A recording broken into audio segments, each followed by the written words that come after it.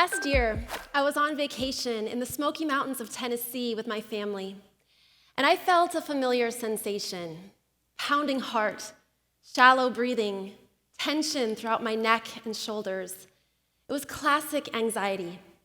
Even though I was smiling in all those pictures, I didn't feel at peace.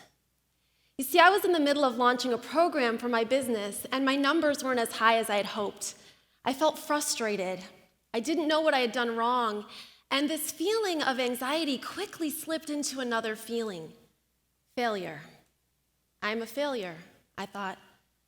So I locked myself in my bedroom one night and I started writing, trying to reflect my way on paper into understanding, and I had a realization.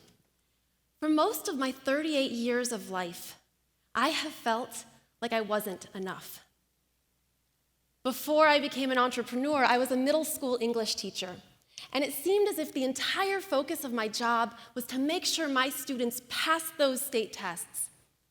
As such, I always felt like my lesson plans were never good enough, and I always felt like I should be doing more to be a better teacher. Prior to that, I was a college student, and even though I got all A's, I always felt like I wasn't doing enough. There was always more I could read, more I could research, more activities I could be involved with on campus. Before that, I was a high school student with a similar pattern: high achiever on the outside, while inside, I drove myself to achieve more so that I could feel like enough. And before that, I was just a kid, which is the ultimate state of not enough, surrounded by adults constantly asking me what I wanted to be when I grew up. The implication being, whatever you are now, it's not enough. So as I sat there in the Smoky Mountains pondering all of this, I wrote out a timeline of my life. There are only 4 points: birth, death, now, enough. And I realized it didn't matter whether now was me at 8 years old or 18 or today. Those points were always in the exact same positions. I was always very far from death. And enough, well, that was always just out of reach. And I realized that maybe this isn't just a timeline of my life. Maybe it's a timeline of yours as well. Because enough can look like a lot of things. It can look like stuff. If I just owned this or bought that or had the bigger house or the nicer car, then I'd finally own enough. It can look like money. If only I had X number of dollars in my bank accounts or my investments, or if I was making 7 figures, then I'd earn enough.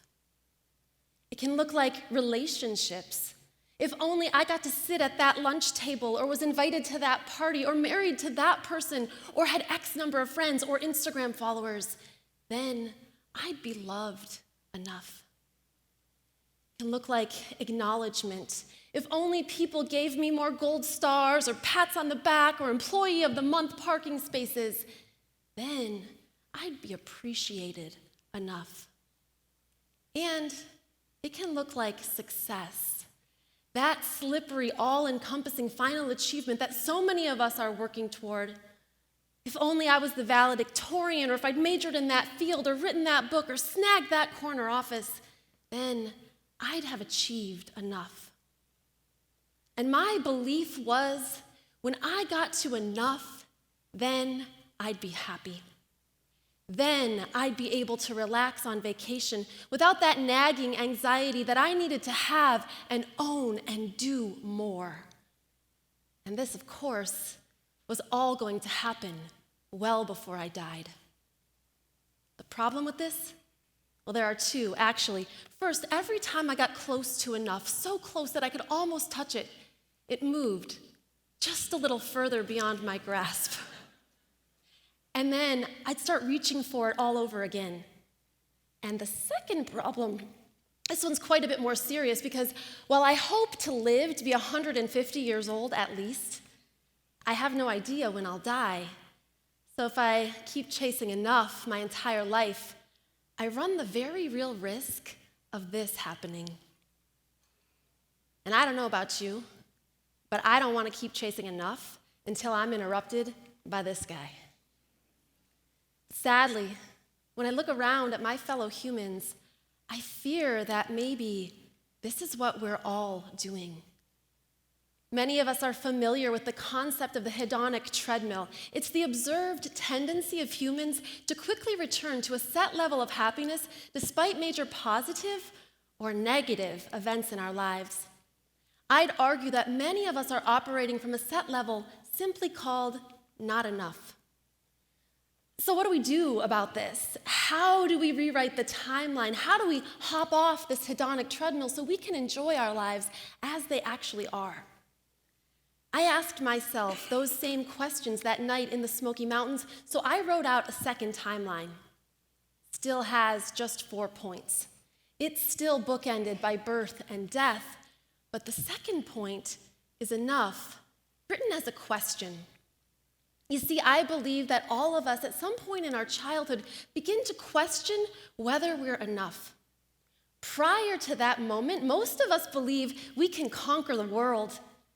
I mean, ask any 3-year-old what she's good at, and she's gonna look at you like you're crazy, because in her mind, she's thinking, what am I not good at? Right? Most toddlers believe that they are good enough and capable enough to do whatever they want, which as a parent of 3 children, I can tell you proves very frustrating in those early years. But somewhere around age 5 or 6, my children's dialogue about themselves began to change. I'm just not that good at math, they'd say. Or, my friends are good at football, but I'm not. Or, art just isn't my thing. When we begin to doubt ourselves, when we begin to question that maybe we're not enough just as we are, that's the moment we begin our true life's journey. And it's the only journey we will ever need to take. It's the journey to enough. And we can't get there by buying fancy cars or making 6 figures or having 3 million Instagram followers.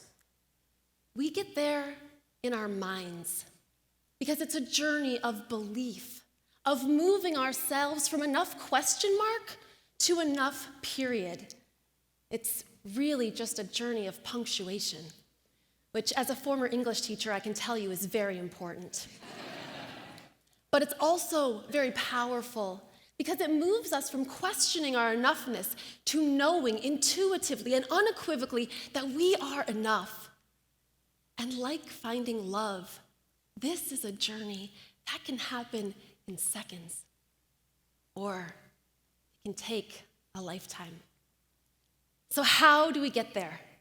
Today, I would like to suggest one path: minimalism. Socrates once said that the secret of happiness, you see, is not found in seeking more, but in developing the capacity to enjoy less. I spoke earlier about stuff, money, relationships, acknowledgement, and success. I'd like to look at each of those a bit more closely with you. 8 years ago, I looked around my 1,500 square foot house and I realized there was a problem. It was absolutely stuffed. My 3 children were 2 years old at the time. Yes, they are triplets. And we also shared our home with a live-in babysitter so that my husband and I could both work full-time. Every evening after spending my day working my full-time job as a teacher, followed by my second full-time job as a mom, I spent the remaining hours of my day frantically picking up stuff, trying to control the chaos. I felt stressed in my home, and I didn't know what to do about that until a friend suggested minimalism. So, over the course of 8 months, I minimized about 70% of our possessions. And underneath all that stuff, I found something amazing: free time. At the ends of my days, which were still very long and exhausting, I could now, instead of picking up my stuff, enjoy some free time on my couch with a book. And I felt at peace because, you see, I had discovered the truth in Socrates' statement that happiness was not found in seeking more, but in developing the capacity to enjoy less. And for the first time, I also understood the truth about advertising, that it was not a way to inform me of what was on sale or what was in style, but it was a way to fuel my appetite for more. Because somebody can only convince you to buy more when you currently believe that you don't have enough. So really, my minimalist journey was not so much a shedding of my physical possessions as it was a shedding of the belief that I needed more stuff to be happy. And that was just the beginning. Let's talk about money. Like most people, my husband Josh and I thought that more money was the answer to pretty much all our problems. Now, I don't want you to get me wrong. More money is always welcome to come into my life. But when you're solely focused on making more money, you're likely to miss the fact that the current money in your life just might be enough if you get a little smarter about it. If someone had written a book about our financial situation a few years ago, it would have had exactly 3 sentences. 1, you already have enough money. 2, spend less of it on dumb stuff. 3, spend more of it on important stuff. The end. As the truth of these 3 sentences sunk in, Josh and I began to change. We tracked our spending to confirm that, yes, we really did have enough. We started spending less money randomly going out to eat and purchasing whatever caught our fancy on Amazon, and more money investing, paying off debts, and creating meaningful experiences for our family. We started having monthly budget meetings and going through that slow and sometimes painful process of accounting for all our dollars. So yeah, we were changing observable habits, but more important than that, we were changing inside, letting go of limiting beliefs like budgets are restrictive and tracking your spending is too hard and I'll never understand the stock market. And all of this change paid off. After just over 2 years, we had paid off all our student loans and our house, and now we're slowly but surely working our way toward FI. But I know what you're thinking, right? We all know that more money and more stuff won't make us happy, but what about more relationships, right? Don't we all want more love? It's interesting to me how social media has quantified our relationships. How many of you are on Instagram? Yeah, me too. So when I first got on Instagram, all I wanted was 500 followers. And I thought, man, when I get to 500 followers, I am going to be so happy. And I got there, and I was happy for a moment. But then I immediately wanted 500 more, and 500 more, on, always chasing enough. And this doesn't just happen on social media.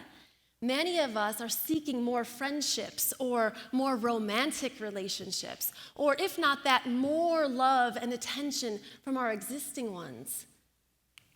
But happiness is not found in seeking more, but in developing the capacity to enjoy less. So, in other words, maybe I don't need more Instagram followers. Maybe I just need to appreciate the enough followers I already have. Maybe everything would be okay if I had even less followers. Or, wait for it, none at all. Because just like more money and more stuff, more relationships, even of this online variety, will not satisfy me. It's an endless quest with a constantly moving and increasing target. It's a fool's errand. It's a recipe for continual dissatisfaction. Because the truth is, we all already have enough love. It's inside of us. We were born with it. Do you remember those 3-year-olds? They love themselves unconditionally. Our external relationships are merely a reflection of how much we already love ourselves. So we don't need 50 friends. 1 or 2 good ones is in abundance, because if we love ourselves enough, we will feel fulfilled by our external relationships, no matter how many there are. And if we don't love ourselves, well, there aren't enough Instagram followers in the world to fill that void. Acknowledgement This is an interesting word. The dictionary defines it as acceptance of the truth or existence of something. Now, I don't know about you, but I've spent a large portion of my life trying to get acceptance of the truth of my existence through gold stars and thank yous and atta-girls. And in order to do that, I have done lots of things. I have studied hard for tests, I've chaired the committee, I've volunteered, I've gone the extra mile, I've not slept, I've written blog posts, and I've given speeches just like this, all in an attempt to have others acknowledge me, to have others tell me that, yes, you matter. The funny thing is, it doesn't matter how much praise I receive. It is never going to be enough if I don't believe it. So maybe, instead of seeking more external validation from more people for all the things I do, maybe I need to seek less. In fact, maybe I only need acknowledgement from one single person, me. And maybe, if I managed to do that, I'd finally know I'm enough. Because at the end of the day, I am the only one who needs to accept the truth of my existence. But what about success? That slippery, ephemeral idea that we're all always trying to get more of. I have been seeking more external success my entire life. I remember when I was a senior in high school, one of our teachers gave us letters that we had written to ourselves in 6th grade. It was very interesting to hear what my 11-year-old self had to say. I thought she'd be concerned with her appearance or having the right friends, but no, 11-year-old Rose was very concerned with success. I no longer have the letter, but I remember the message clearly. Work really hard so you can be a success. I remember reading this and thinking, man, this kid needs to relax. She's only 11. What does she know about success? But I'd have to say, I haven't evolved much, and probably neither have you. Work really hard so you can be a success. This is the message we've all bought into. Work hard, and if that doesn't work, work harder. Do more inputs and outputs and tally marks and quarterly goals, and somewhere along the line, you'll find success. So I must ask, how's that been working out for all of us? In the book, Start With Why, Simon Sinek shares the story of a group of high-performing entrepreneurs who gathered for a long weekend. Now, these were multimillionaires with the cars, boats, and lifestyles to prove it. Yet, when asked if they felt successful, most of them said no. Sinek argues that this is because success is a feeling, not a visible or tangible goal. We can't get to success through tallies on a spreadsheet or percentages on a pie chart. We either feel successful or we don't. Which brings me back to that letter I wrote and the inherent fallacy in my statement, work really hard so you can be a success. I didn't understand then that success is not a thing I become. It's a state of being.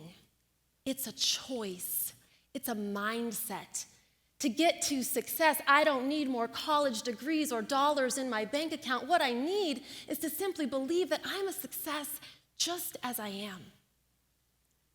So does this mean that we become complacent, that we stop pursuing goals, that we sit around on our couches and gaze at our navels all day? Absolutely not. Giving up that compulsive need for more doesn't mean that we stop working toward things, but simply that we take the pressure off getting there, wherever there is for you, whether that's reaching FI, getting a promotion, starting a business. And we recognize instead that success is in the journey, which is happening here and now. It's a feeling. And as such, we can enjoy the benefits of feeling success the entire way to our goal. I want to leave you today with one final thought. The journey to enough, This is not a trip we take just once. We travel the road to enough in our hearts and our minds over and over again. Because every day, every hour, even every minute, the world is going to try to tell you that you need more stuff, more money, more relationships, more acknowledgement, and more external success to be happy. But now, you know the truth. The journey to enough, that's an inside job. And it's accomplished through gratitude and self-love and developing the capacity to enjoy the goodness that surrounds us each and every moment. I took my first conscious journey to enough that day in the Smoky Mountains. And I have taken it again many, many times since. It's funny, getting to enough, it's a bit like returning to your favorite vacation destination. You can arrive by different roads, but that place always feels familiar. It always feels like home. And you can keep coming back over and over again throughout your life. I know that I will, and I hope that you will too. Thank you all so much.